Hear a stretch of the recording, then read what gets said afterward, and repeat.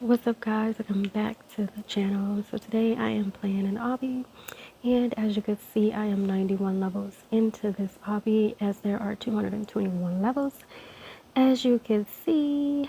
So yeah, we are gonna get through this obby, guys, but I'm gonna be telling a short story. This story is not for the younger crowd.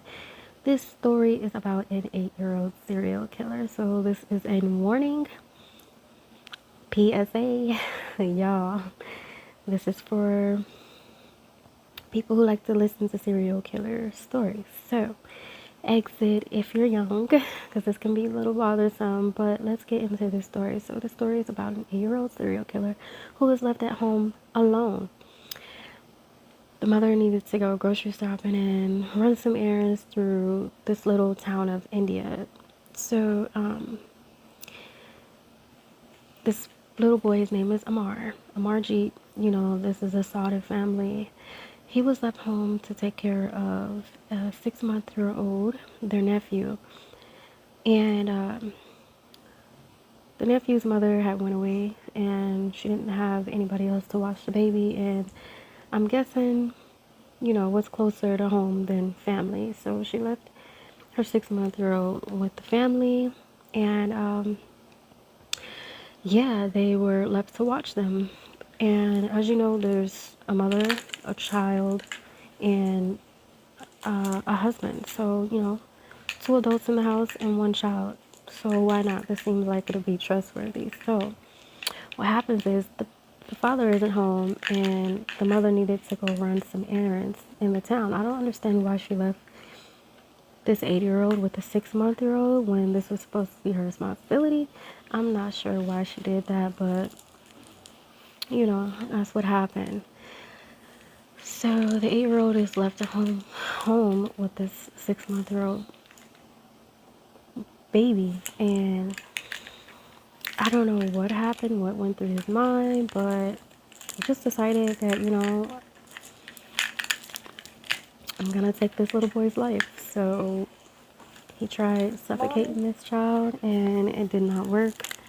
I'm guessing he wanted the child to be crying and feeling pain, but as he was choking him and trying to suffocate him, the child was not making any noises. So what he did was he took the child outside to the back and got a brick and smashed his face in, and it was terrible.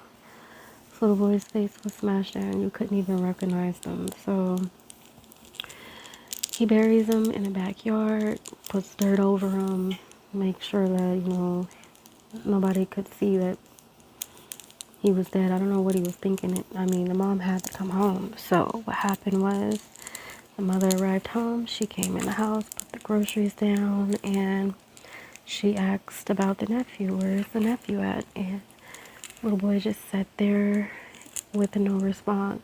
So she asked him again, where is the baby?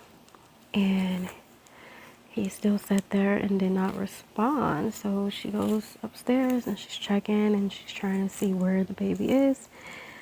Then Amara finally tells her, and he's in the backyard, I killed him. And then she's just looking at him like, come on, stop playing. Like, where's the baby? And he's like, I killed him. The baby's no longer living. He's in the backyard. And so the little boy takes her outside to show him where the baby was. And by this time, she's freaking out. She doesn't know what to do. Her husband is at work, and she can't really call him because he can't get to his phone.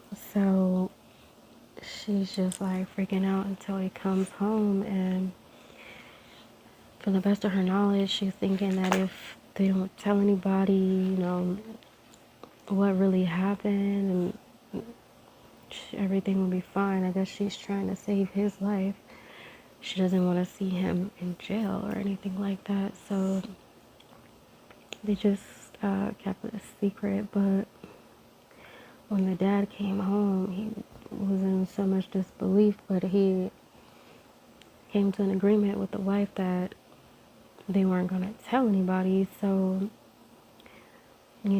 they just kind of buried it and left it hidden. So when the sister came home a month later, they ended up, she's like, where's my son? Where's my child? And then they told her it was an accident and he didn't mean to do it. Kids do things without knowing what they're doing. And the sister is just like, oh my God, like, I can't believe it. But she ends up getting over it. Like, to me, it's so crazy because I'm like, I would be going ballistic. Like, I would be ready to, like, put somebody in jail for real. We're not keeping no secret. Like, I just had this baby 6 months ago. So I don't know what the culture is or what the belief system is in India, but that just doesn't sit right with me. So, I don't know. I guess she's just like, well, things do happen, and they just kind of swept it under the rug and kept it a secret. And then, so Amar's mother was pregnant. She had already been pregnant. So 8 months go by, and 8 months go by, and she has the baby, and I don't know what they were thinking, but they again put trust into this little boy, and they're like showing them like, this is your little sister. You gotta take care of her. You're gonna be the one in charge, which is really sickening to me because it's like, do y'all not understand that this child had a Kool-Aid smile on his face when he killed that little 6-month-old, and you guys are trusting him with this newborn? Not only a newborn, it's your child this time. So, again, they left the child with the son. I guess they were upstairs in the room together, and the parents were downstairs. And it happened again.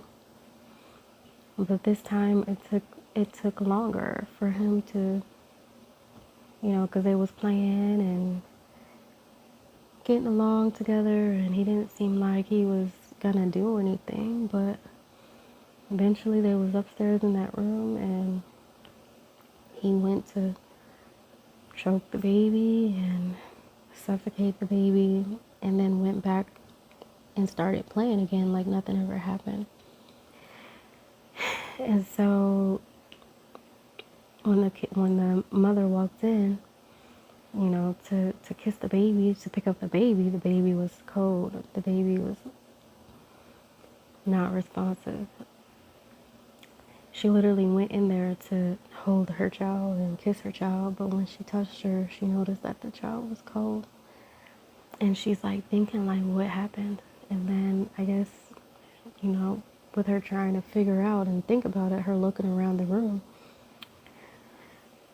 she sees Amar, and she asks Amar, and Amar is sitting there got this Kool-Aid smile on his face once again. Yes, I killed her.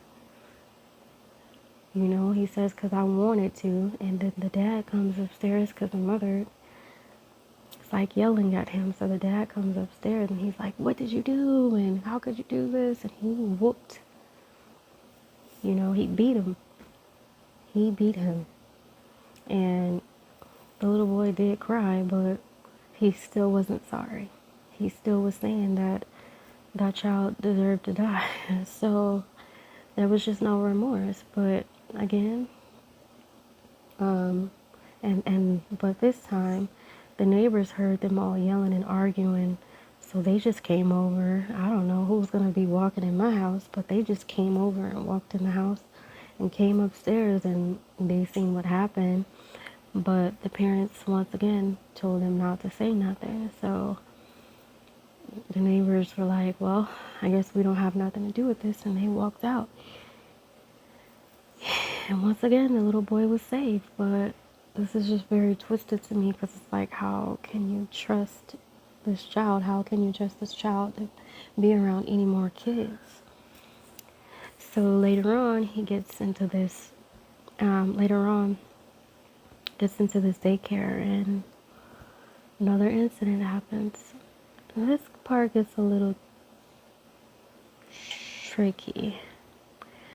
Like, it just gets really confusing because this lady, this random lady, comes by and she drops her kid off.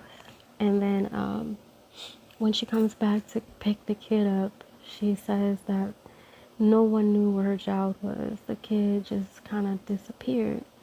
And then it got through the news, and everybody, you know, it went through the town, and everybody's like thinking, well, we know who could have might have done it, you know, and that was Amar.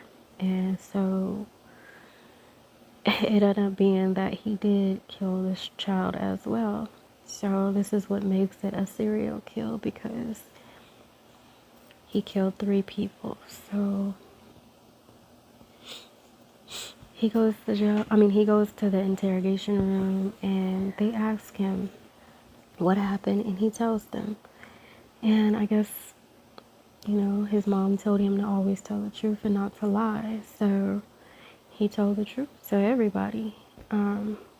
His motive, I don't know what his motive was, but he is released, and that can be deadly. I don't know why they released him. I don't know what they seen in him to make them say, oh yeah, well, he's okay to be out.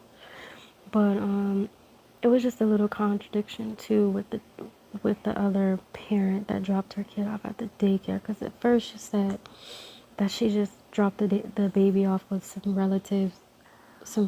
Because first she said she dropped the kid at the daycare, but then she said that she had dropped the kid off with some relatives. So I don't know which one is really true. But me and my belief in my cultures, that kid would have got his head knocked off, smooth off, and he would have went straight to jail that first time, because the first time would have been the only time, and it could have been prevented. All 3 of those babies did not deserve to die. They didn't have to die. The parents are really, there's something wrong with people these days. I just don't understand it. The amount of grief that people are going through. I would have been in jail somewhere the first, the first time, because he would have got his head knocked off. These parents did not care about how the other parents felt. They just wanted to sweep it under the rug and save their child. While I get that, I understand, but it's like, how can you be so selfish?